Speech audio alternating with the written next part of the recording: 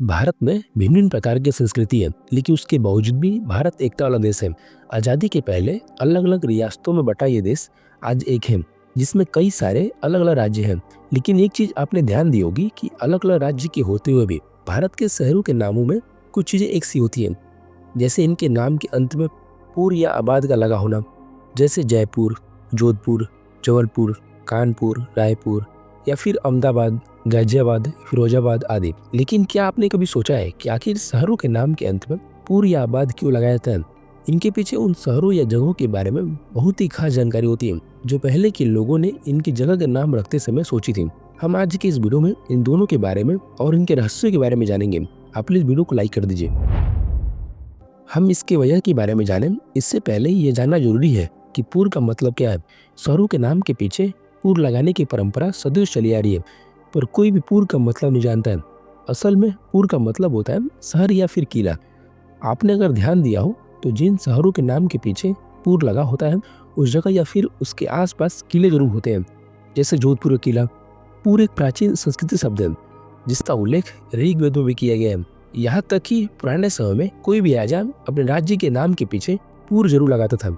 शायद इसी वजह से राजस्थान के राजा जय सिंह ने भी जयपुर के पीछे पुर लगाया था। भारत में तो शहरों या गांवों के नाम के पीछे पुर का इस्तेमाल होना आम बात है, लेकिन दुनिया के दो अन्य देशों में भी यह परंपरा सालों से चली आ रही है। वो है अफगानिस्तान और ईरान। कुछ लोग मानते हैं कि पुर अरबी भाषा का शब्द है। शायद इसी वजह से अफगानिस्तान और ईरान के शहरों के नाम के पीछे पुर लगाया जाता है।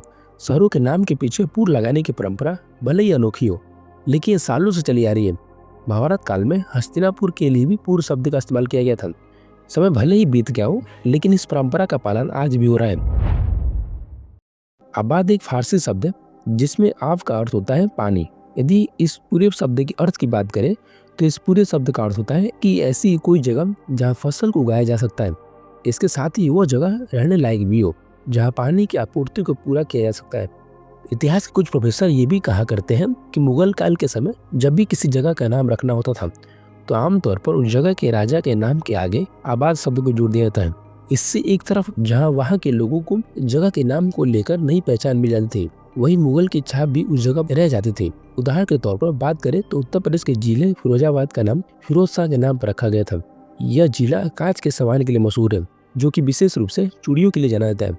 भारत में कई ऐसे शहर हैं जिसके नाम में शुरू से ही आबाद शब्द का इस्तेमाल हो रहा है। हालांकि भारत के अलावा भी इसके पड़ोसी देश में जगहों के नाम में आबाद का इस्तेमाल किया जाता है।